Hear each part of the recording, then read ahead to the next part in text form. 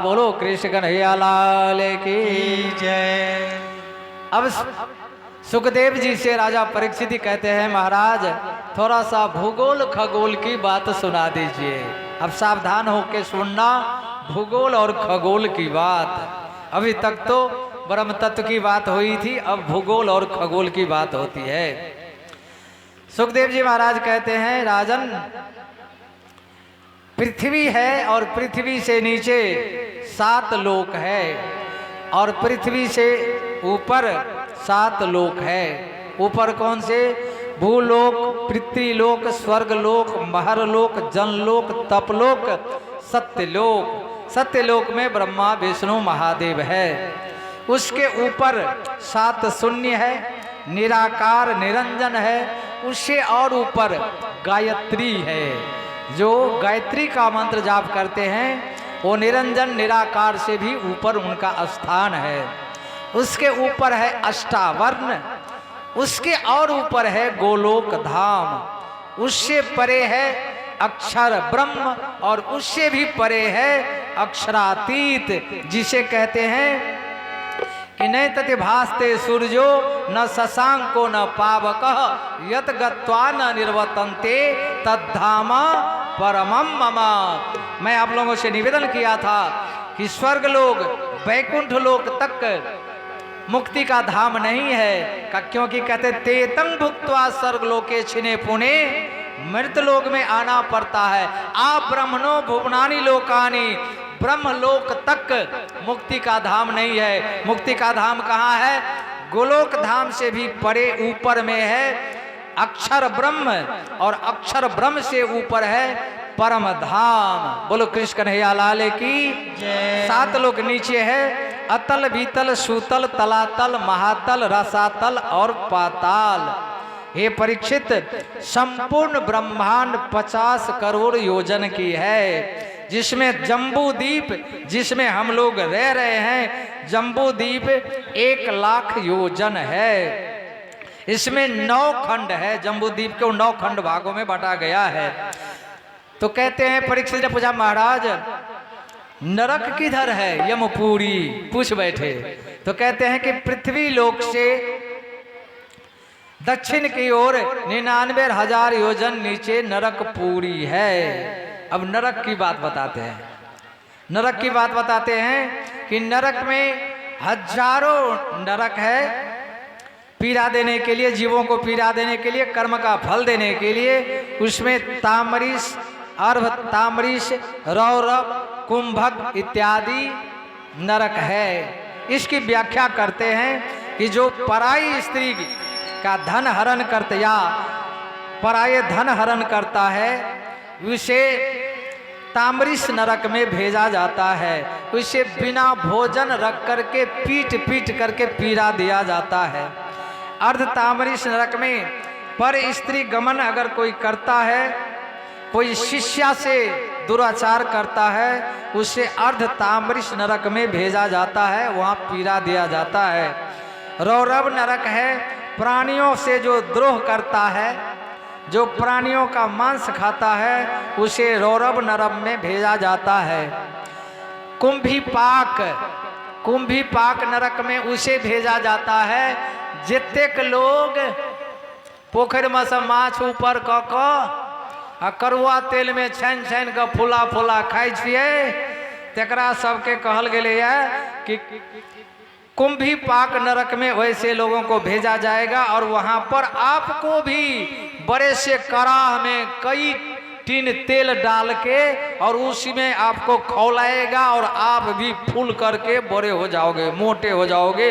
कुंभीपाक नरक में आपको भी पकौड़ा बना दिया जाएगा। बोलो कृष्ण कन्हैया लाल के जय। हाँ तो ध्यान देवे, माछ मांस खाए वाला, अंडा वाला सब अहू के पकौड़ा बना बना करके यमदूत खैत। गर्ग संहिता में कहा गया है, ये च मांसं न खादति सत्य शौचम समन्विता ते अपि यान्ति सुखेन धर्मराज पुरम नरः। जो सच्चे शौच से समन्वित है, जो सत्य है, पवित्र है, मांस नहीं खाते, उसके लिए धर्मराज भी उसके स्वागत करने के लिए उठ के खड़े हो जाते हैं। जब ये 28 प्रकार के वर्णन किया सुखदेव जी महाराज, तो परीक्षित जी डर गए और कहने लगे, महाराज नरक में नहीं जाना पड़े ये कोई उपाय तो होगा। सुखदेव जी कहते हैं, राजन जिस प्रकार से व्यक्ति कपड़ा खुद नहीं धोता और कपड़े में दाग पर दाग लगा देता है, तो क्या करते हैं, धोबी को दे देते हैं साफ करने के लिए। और जो कपड़ा धोबी के घाट पर जाता है उसकी बड़ी विडंबना होती है, खूब कूट कूट के थपड़ी मार मार के सफाई की जाती। उसी प्रकार से ये जीव, ये मानव जब पाप करता है, प्रायश्चित नहीं करता, तो ऐसे मानव के लिए भगवान ने धोबी घाट बना के तैयार किया है नरक। तो पापियों को नरक में जाना पड़ता है। महाराज नरक में नहीं जाना पड़े कोई उपाय, तो बोला बड़ा सरल उपाय है, ध्यान से सुनना आप लोग। सुखदेव जी महाराज कहते हैं बहुत सरल उपाय है। अरे अगर अपने घर में ही कपड़ा धो लोगे तो धोबी घाट क्यों भेजना पड़ेगा? तो घर में ही अगर रहते हुए भजन करोगे तो फिर नरक में नहीं जाना पड़ेगा। बहुत सरल सस्ता साबुन है। महंगा होगा साबुन? बोले नहीं नहीं, बहुत सस्ता। अब साबुन का नाम आप लोग नोट करो, कौन से साबुन से ये तन रूपी कपड़ा धुलाई हो जाएगी। साबुन का नाम केचित केवलया भक्त्या वासुदेव परायणः अधं धुन्वन्ते कात्सेना निहारमेव भास्कर, निहारमेव भास्करः। नाम की महिमा ध्यान से सुनना इसे। जिस प्रकार से सूर्योदय होते ही पृथ्वी के सारे अंधकार हट जाता है, पृथ्वी के सारे धुंध छट जाती है, उसी प्रकार से केवल परमात्मा का नाम उच्चारण करने से जन्म जन्मांतर के, कल्प कल्पांतर के, युग युगांतर के पापों का क्षय हो जाता है। तो पूछा महाराज कभी हुआ है ऐसा?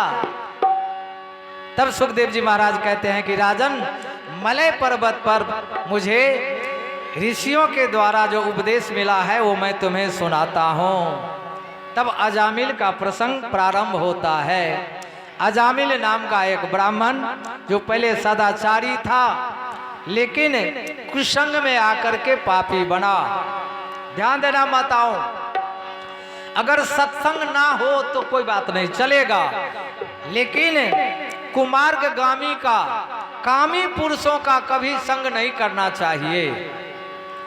कामी पुरुषों का अगर संग करेंगे तो हम भी पापी एक न एक दिन बन ही जाएंगे। अजामिल सदाचारी ब्राह्मण था लेकिन एक गणिका का संग किया और धीरे धीरे उसकी जीवन दिशा बदल गई, पापी बन गया।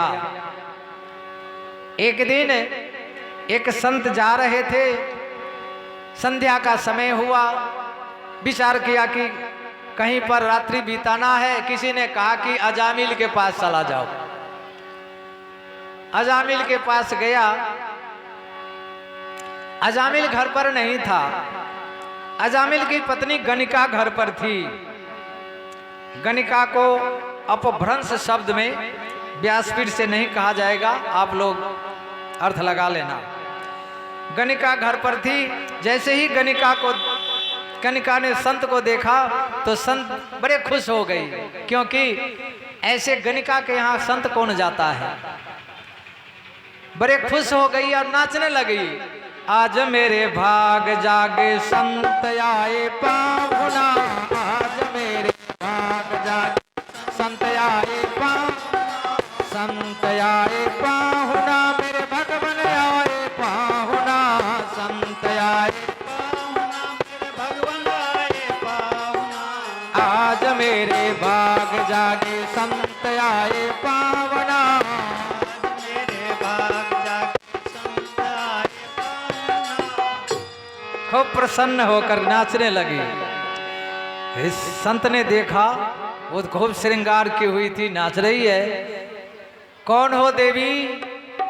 तो गणिका कहती है महाराज दुनिया वाले अपना पाप छुपाता है लेकिन मैं अपना पाप नहीं छुपाती हूँ महाराज, मैं गणिका हूँ। तो संत पीछे हट गए। लोग देखेगा तो क्या कहेगा ये संत गणिका के पास क्या कर रहा है, पीछे हट गए। गणिका कहती है महाराज पीछे क्यों हट गए? मैं सत्य बता दी इसलिए, मुझ में भले ही लाख अवगुण हो लेकिन मैं झूठ नहीं बोलती। दुनिया वाले अपने पाप को छुपाता है, मैं अपने पाप को बताती हूँ। संत समझ गए हीरा है, सही बात बता रही है। रुक गए वहां पर। इतने दिन में उसका पति अजामिल आया। गणिका घबरा गई क्योंकि उसका पति बड़ा क्रूर था। सोचने लगी कि बाबा को सारे झोली झपटी छीन ही लेगा आज। अजामिल तो नशे में था और जैसे महात्मा को देखा अजामिल कहने लगा महात्मा नशा करते हो? मेरे पास में सारे नशा है। महात्मा जी कहने लगे मैं भी नशा करता हूँ बेटा, लेकिन तेरे नशा में और मेरे नशा में अंतर है। क्या? तेरा नशा तो कभी ना कभी छूट जाएगा। अरे 2 घूंट पी लोगे, 4 घूंट ज्यादा पी लोगे, सवेरे होते होते तक छूट जाएगा। लेकिन मेरा नशा ऐसा है जो छूटता नहीं है, बढ़ता ही रहता है। जितने नशे संसार में उतर जात प्रभात। साँझ में खूब पीने रहते आ भिनसर में टनटना के ठार भजाए छे कि नहीं?